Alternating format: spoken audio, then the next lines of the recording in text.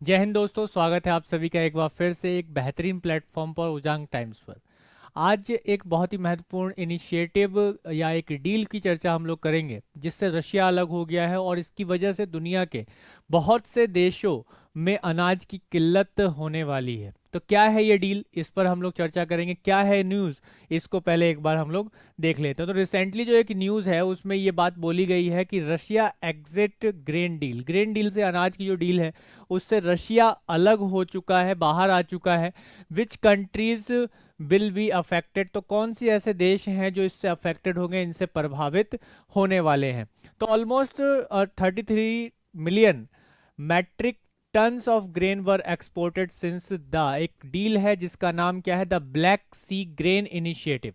क्या नाम है, the black sea grain initiative. ये एक डील है और इस डील के से रशिया के बाहर होने की वजह से एक खतरा मंडरा रहा है इस इनिशिएटिव पर और दुनिया के कई देशों पर जिनमें अनाज की किल्लत उत्पन्न होने वाली है।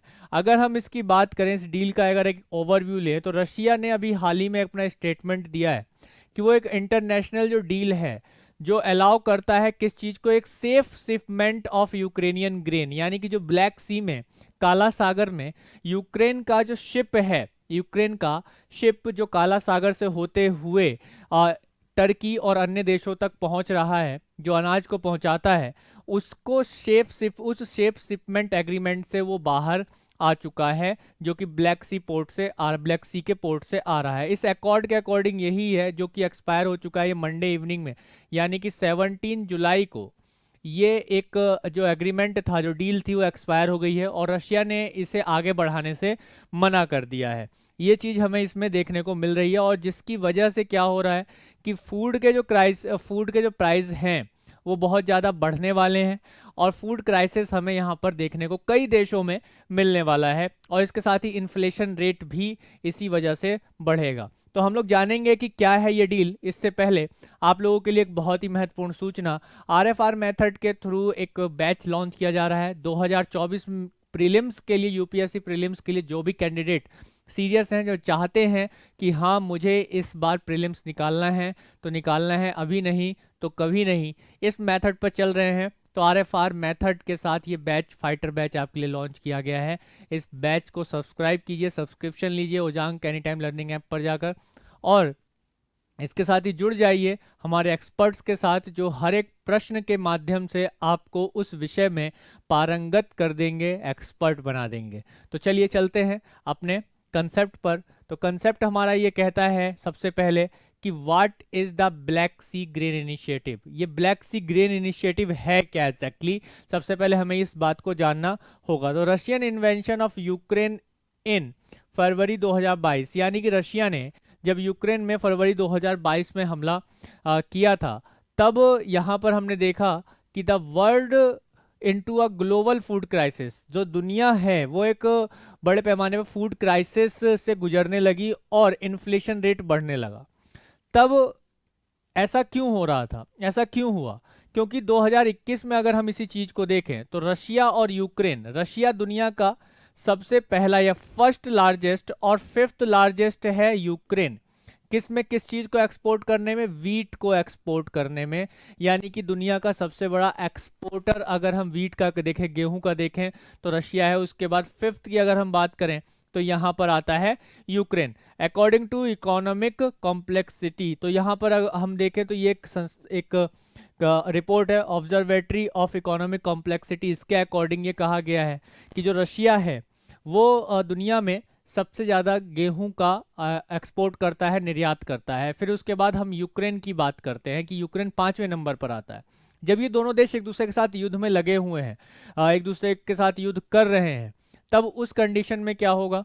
तब उस कंडीशन में सीधी सी बात है, गेहूं का जो एक्सपोर्ट है उस पर प्रभाव जो है बड़े पैमाने पर हमें दिखाई देगा। तो इसी के साथ ही हम देखते हैं कि इस युद्ध के समय जब ये क्राइसिस देखा गया, तो इस युद्ध के समय यूनाइटेड नेशन ने और टर्की ने, इन दोनों ने मिलकर, इन दोनों के प्रयासों से एक अरेंजमेंट हुआ जिसमें एक डील का अरेंजमेंट किया गया, जिसमें हमने देखा कि Ukraine export grain through the black Sea, कि यूक्रेन जो है ब्लैक सी के माध्यम से, काला सागर के माध्यम से क्या कर सकता है, एक्सपोर्ट कर सकता है, ग्रेन का, अनाज का एक्सपोर्ट कर सकता है। इसको हम मानचित्र के माध्यम से भी देखेंगे, समझेंगे मैप के थ्रू। और इस एग्रीमेंट में would allow ship to travel safely from the Ukrainian port यूंजे, ओडेसा और कोर्नोमोर्स्क। ये 3 पोर्ट हैं जो कि कहाँ पर हैं, यूक्रेन में हैं, और यहाँ से ये सेफली मूव कर सकते हैं टर्की की तरफ। तो ऐसा क्यों कहा गया, सेफली क्यों कहा गया, क्योंकि यहाँ पर जो एग्रीमेंट हुआ वो रशिया के साथ हुआ, और रशिया और यूक्रेन के बीच में जो एग्रीमेंट हुआ, जो डील हुई, उसमें रशिया ने ये इस बात को माना कि इस शिप पर, ऐसे शिप पर जो जिसमें अनाज भरा हुआ है, उस पर हम अटैक नहीं करेंगे, यानी कि रशिया उस पर अटैक नहीं करेगा। इस चीज को यहाँ पर मान लिया गया, जो कि बास्पोरस स्ट्रेट तक पहुंचेगा, यानी कि टर्की में जो बास्पोरस स्ट्रेट है, सी ऑफ मरमरा और ब्लैक सी को कनेक्ट करता है बास्पोरस स्ट्रेट, बास्पोरस जल संधि, वहां तक शिप पर कोई अटैक नहीं होगा। यानी कि पूरा ब्लैक सी में ये अनाज से भरा हुआ जो शिपमेंट है वो बिल्कुल और बिल्कुल सेफ रहेगा। अगर हम इसकी बात करें, मानचित्र पर थोड़ा सा देख लेते हैं, तो ये आप देख सकते हैं वो तीनों बंदरगाह जो कि कहाँ पर हैं, ये यूक्रेन में हैं। और ये तीनों बंदरगाह को एक रास्ता दिया गया है ब्लैक सी में। तो ब्लैक सी, ये पूरा जो क्षेत्र है, ये आपको ब्लैक सी लोकेट हो रहा है और दिखाई दे रहा है, ये पूरा ब्लैक सी है। और यहाँ पर अगर आप देखेंगे तो यहाँ पर है बास्पोरस स्ट्रेट, बास्पोरस जलसंधि जो ब्लैक सी, और यहाँ है सी ऑफ मरमरा।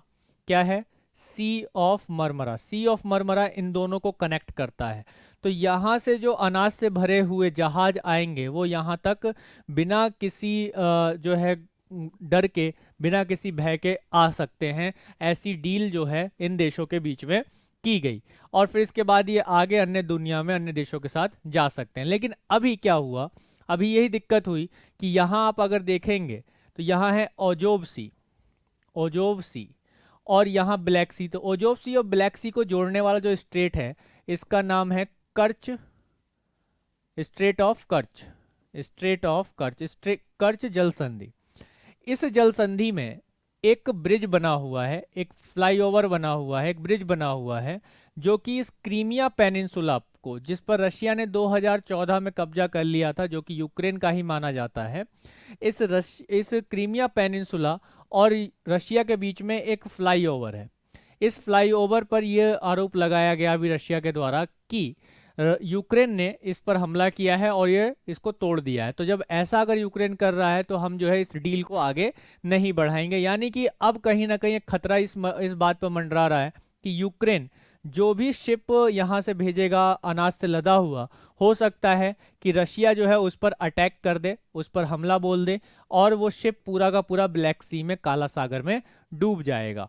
तो ये एक खतरा यहाँ पे बना हुआ है। अगर हम देखें तो अनाज जो है मेनली जो एक्सपोर्ट होता है, ठीक है, how much grain has been transportated, यहाँ से जो ट्रांसपोर्ट हो रहा है उसमें हम देखें तो सबसे ज़्यादा कॉर्न, मकई की बात हो रही है। यानी कि इस डील के बाद लगभग 32.9 मिलियन मीट्रिक टन ग्रेन को जो है ब्लैक सी से क्या किया गया है, एक्सपोर्ट किया गया है। और उसके बाद जो दूसरा नंबर आता है सबसे ज़्यादा इसमें, वो किसका आता है, गेहूं का आता है।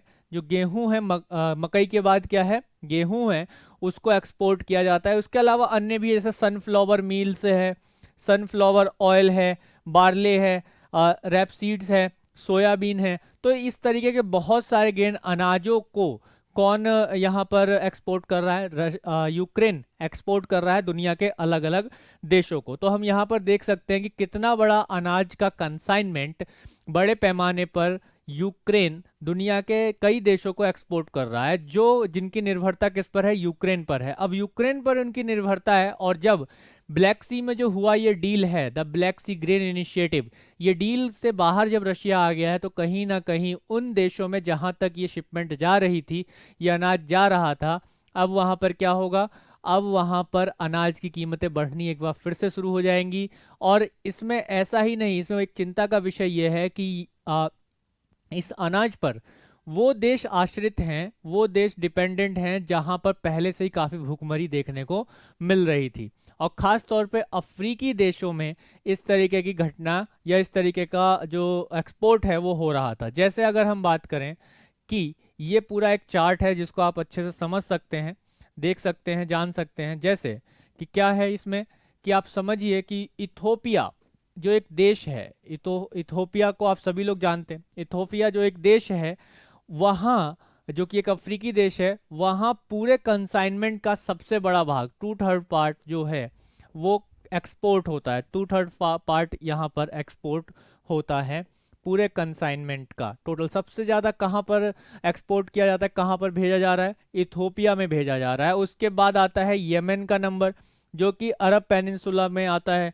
इसके बाद अफगानिस्तान में एक्सपोर्ट किया जाता है, टर्की को किया जाता है, फिर सूडान, केनिया, सोमालिया, डिजिबोटी। तो मैक्सिमम ऑफ जो कंट्रीज हैं वो कंट्रीज अफ्रीकी कंट्रीज हैं। और अफ्रीकन जो कंट्रीज हैं, इन अफ्रीकन कंट्रीज की स्थिति पहले से ही बहुत ज़्यादा खराब रही है।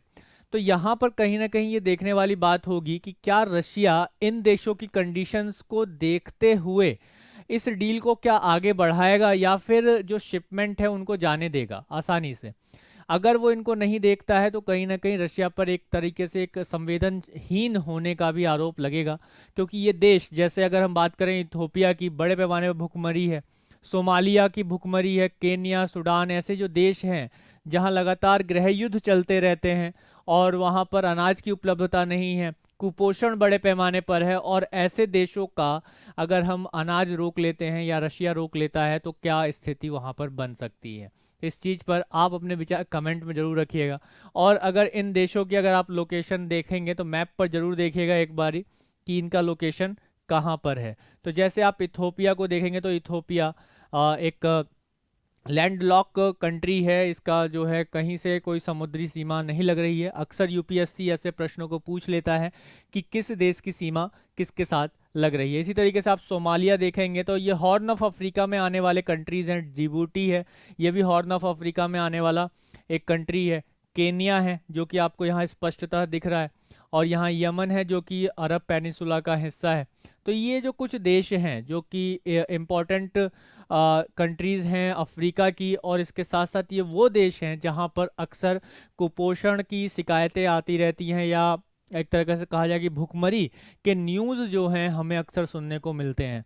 तो कहीं ना कहीं इन देशों की जो चिंता है वो बहुत ज़्यादा है, बहुत ही ज़्यादा है। यूएन को भी है और पूरे विश्व को भी है कि अगर रशिया ने यहाँ आने वाले शिप कंसाइनमेंट पर हमला कर दिया तो इन देशों में भुखमरी की स्थिति एक बार फिर से उत्पन्न हो जाएगी। तो the black sea grain initiative ये क्या है, इस पर जो एक न्यूज़ चल रही है वो क्या है, और किन दो देशों के बीच में ये इनिशिएटिव है या ये डील है, इसके विषय पर हमने आज चर्चा की।